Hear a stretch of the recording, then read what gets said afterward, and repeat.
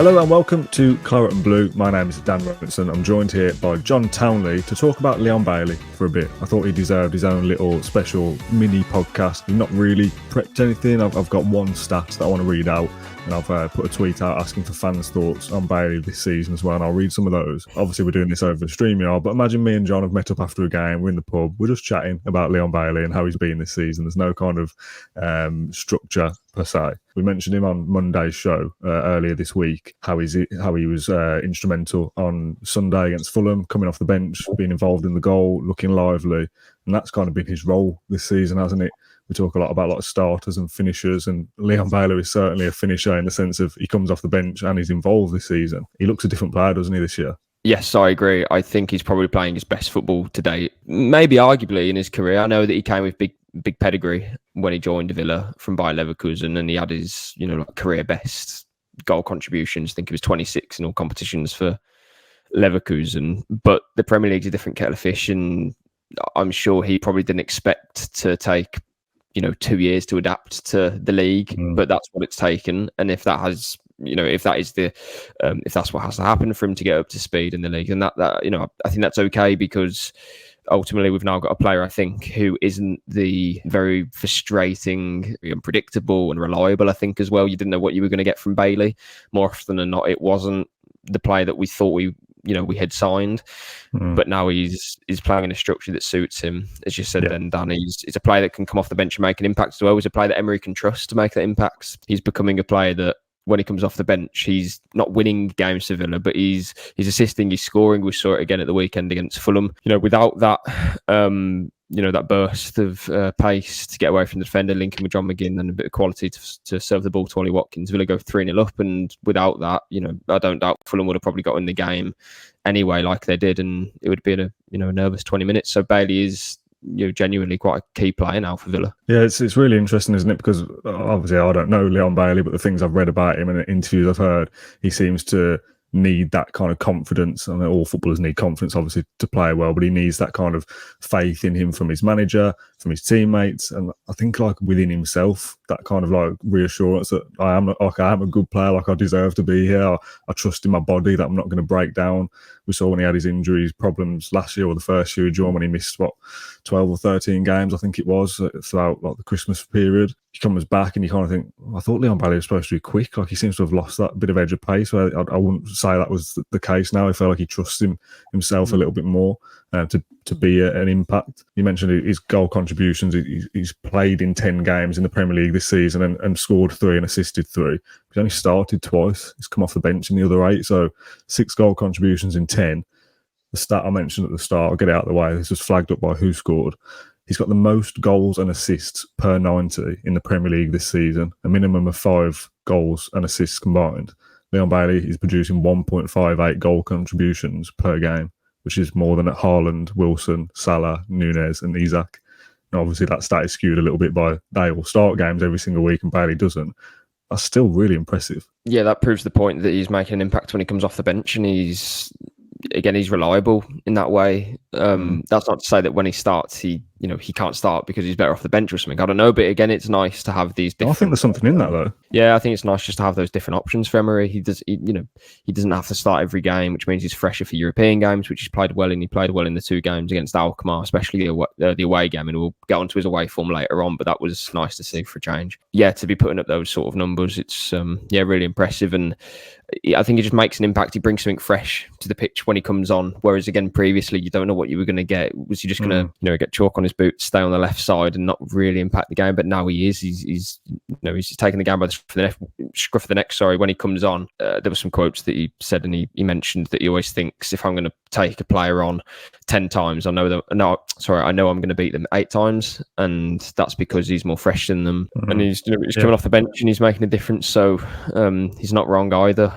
I mean, I don't know if he dribbles past 10 players a game, but I suppose it's that mentality of he knows that he can, if he sizes someone up, then he'll get past them. It's that self-belief that he needs to fulfill his game and his potential. If he feels like he's not going to get past his man. I feel like he goes within himself a little bit.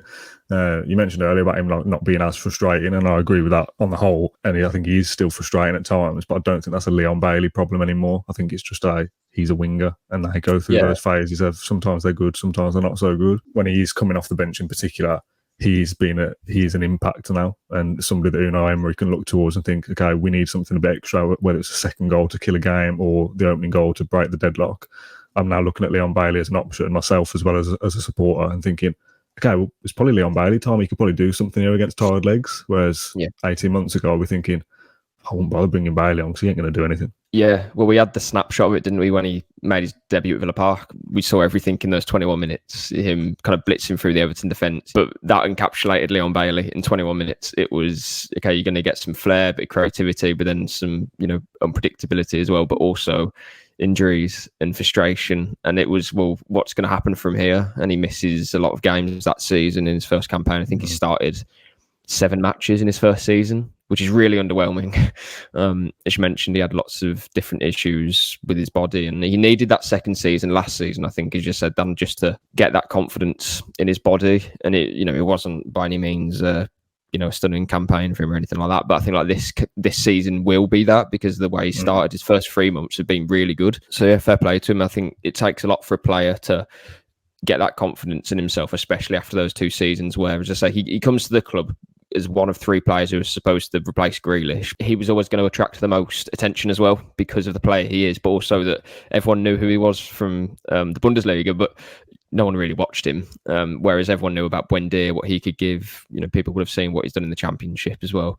And Danny Ings and those 2 players have played in the Premier League, but Bailey hadn't. So there was always going to be pressure on him from the get-go, and I just don't think he handled it particularly well. He's moving to a different country as well. You always get, issues with that. I don't know if that played its part, but yeah, it's nice to see that after 2 years, finally, he's playing his best football now. And it might not be the player that Villa count on week in, week out, but it's a player that that when he comes off the bench, more likely than not, he's going to make a solid impact. And that's all you can ask for. Yeah, I don't know what the title of this video is, but it's going to be something along the lines of like, I was wrong about Leon Bailey and I'll hold my hands up or whatever, because I don't want this to be like me excusing my own opinion, but I've said for a long time I didn't think Leon Bailey would cut it at Villa. I thought if last season, it might have been his last season and we'd look to try and maybe recoup some of the fee we'd pay for him. I didn't think he was going to fit in. But I said the same things about John McGinn under Steven Gerrard, which sounds mental now considering. I said the same things about Matty Cash. Is he going to be the long-term right back? Maybe he needs an upgrade. So I don't want to say that my opinions were wrong because I felt justified at the time.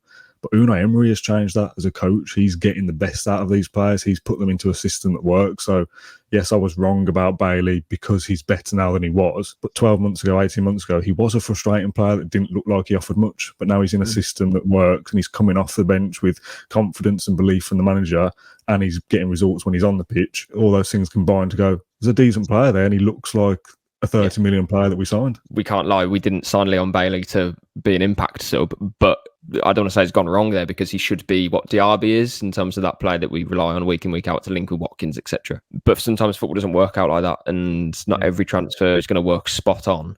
But if he can play his part as he is doing, as we say, off the bench in European games, making a difference, then fantastic, because Villa are now at a point where, we need a squad and every player is going to play their part, literally, down to even, a Dendonka, who I'd question has a future at the club. But as soon as Kamara gets his fifth yellow,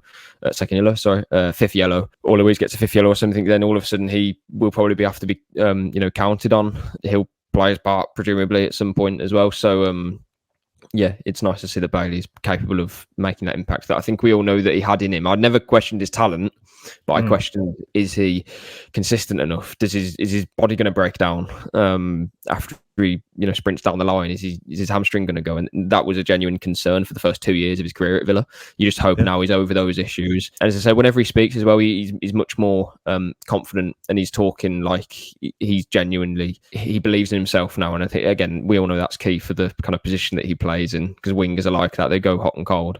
But in the first 3 minutes of this season, Bailey has definitely been hot. There is the issue of the away form, I would say. I don't think that's all Bailey's fault, because Villa as a team aren't consistent away from home, and I think it's probably reflected in what Bailey does as well.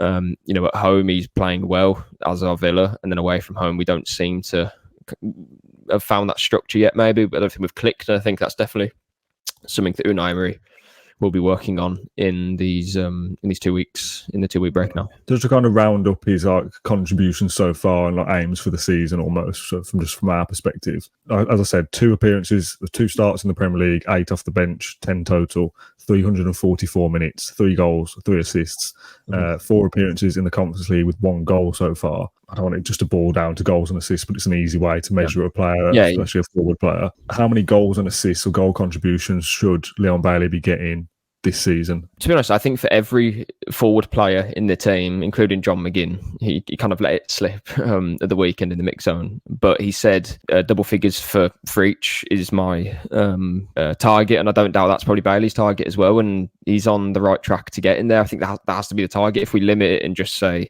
in the Premier League, what's he got now? 3 of each. If we say, get 6 of each, well, that's only double of what he's got in the first, 12 games. He probably do more. Yeah, so let's not set ourselves low targets. We may as well be aspirational. And, what's he got? 12 contributions in 17 games in total. I know those include the Hibernian games, but game's a game. You're looking at 20 plus there, aren't you? So, it's been a very good start to the season for Bailey. But as I say, I am a bit concerned about that away form. But I would caveat in that and say Villa's away form itself isn't particularly good. I do have a stat about Bailey away from home, and this is since he joined Villa as well. So all 8 of Bailey's Premier League goals have come at Villa Park, which is the most a player has scored in the competition, with 100% coming at their stadium, which is quite remarkable. So no player in Premier League history has scored that amount of goals, and they're all at home as well. That encapsulates Leon Bailey, I think. His contract runs out in the summer of 2025, so that's kind of a question mark. I would say that his contract is running down. I would expect him to sign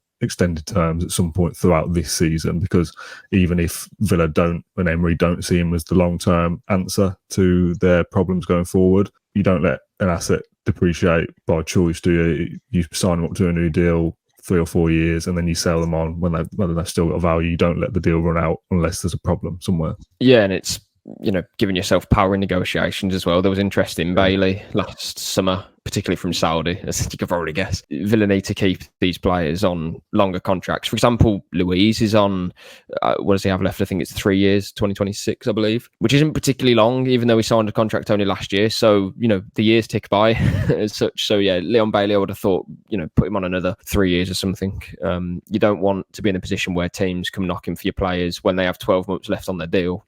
Because all of a sudden that's when you're weaker in those negotiations. And not that we want to sell Leon Bailey, and I don't think he'd want to leave the club anyway. Again, I think he's happy with his role, especially because Villa are playing in European football. I think it would be different if we didn't get Europe next year, for example. Then I think you're looking at some players and thinking, well, where's their game time going to come from, and are they happy just to come off the bench? I think Bailey's okay with that because he's playing part in a team who are going towards Champions League football at the moment.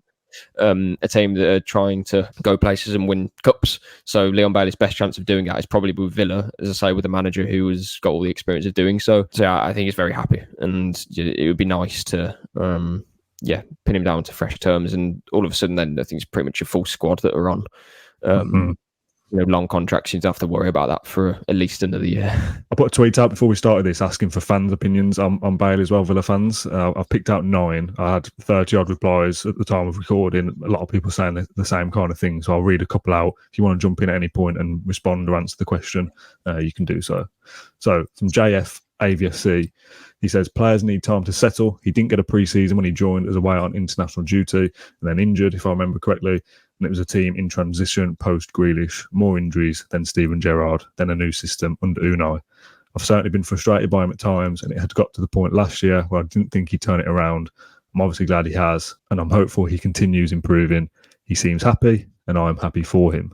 And that's pretty much how I feel, to be honest, which is why I've included that one. Yeah, and I think as well with that, it kind of gets to the point of maybe Leon Bailey, as I said, wasn't the player that we thought he might be, but that's not the end of the world, because we have a manager who can adapts different things, and he can, change how players operate. We've seen that with a few of the Villa players already, and Leon Bailey's probably the biggest one in some ways, because John McGinn's another, but Leon Bailey, because we've almost stripped down his responsibility, if that makes sense. Under Gerrard and under Smith as well, there was an expectation that he was going to be the guy, I think. Yes, you've got a Buendia and a Danny Ings and an Ollie Watkins, but Leon Bailey comes with, as I say, he had so much pedigree. There was always so much hype around him. And when it comes to the Premier League, you're going to think he's going to, he's going to beat players and he's going to whip balls into the top corner and stuff like that. But if you just take away that pressure and say to him, okay, we're going to give you the opportunity to play your game in your own time, if that makes sense.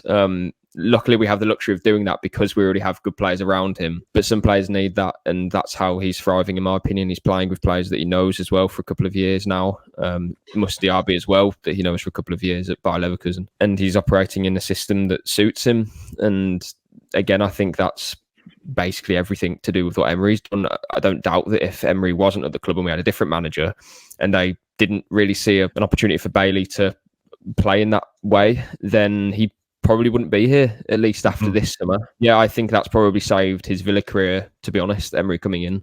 But also fair play to him for kind of knuckling down. And he must have done a lot of work on his fitness and stuff over the summer as well, because again, he looks different in terms of how he uses the ball, how he can beat players and how he can sustain that as well, because Villa have had a really hectic 3 months and I think he's only missed one game through injury, which was the Brighton match, I think. Credit goes to Bailey, but also I do think that Emery is probably the reason why he's still at the club or will be at the club moving forward. And once again, you've not seen any of these tweets, but you've pretty much said everything that these tweets were about to say in that little 2-minute thing there. But I'll still read them out to give people the credit. CB82 says he was always a good player. There's a different league and some early injuries were met with a lack of patience by many. I'm loving seeing him thrive in this team. FG10 says Diaby has definitely helped, but it's obvious he has taken his game to a new level. I'm very happy for him. He seems to be enjoying himself here. It's a very good option in Europe and to come off the bench in the Premier League. Rach says, for me, he is more consistent at what he does when he's on the pitch, and that has always been his main problem. He seems to trust himself and the system, so he excels within it. Whether he gets a new deal or not, we will see, but I wouldn't be against him getting one. Matt says, I think it's a twofold thing. I think he benefits from coming on against tiring legs and weary minds, and he seems to really thrive when the pressure is off.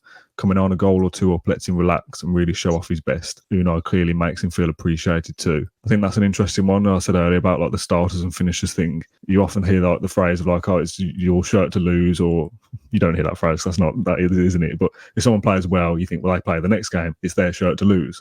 With Bailey coming off the bench and performing well, I almost think put him on the bench again next week and bring him off again. Because when he starts games, he tends to disappoint a little bit, which is such a weird dynamic that he plays well, but isn't rewarded with starts because he isn't as effective. It's true. I think as well, when he first joined, we just didn't see that explosiveness or that confidence or whatever it was. I remember, I think it was the Leicester game that we drew 0-0 that we drew against Leicester. Bailey was just so frustrating. He would receive the ball and he'd go one way and then the other, but not really do anything. And you just think, it was as if he was like carrying an injury or something, or he was just lacking so much belief in his own ability.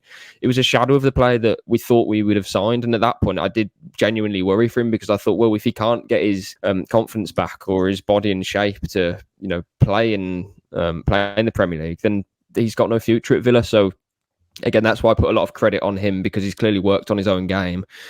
Yes, Emery has kind of given him the opportunity to operate and to have a function in the team, but he's got to carry it out, and that's what he's doing this season. He's been one of our best players, and again, coming off the bench, I don't think that matters. He's making an impact, and that's all you want from your team. If Zaniolo starts every game and he plays okay, and Bailey comes off and he's playing better than Zaniolo, well, it doesn't really matter because he's, as you say, Dan, his role coming off the bench is more influential, I suppose. If you swapped it around and brought in Zaniolo and started Bailey, maybe Villa don't win a game or they don't score more than 2 goals.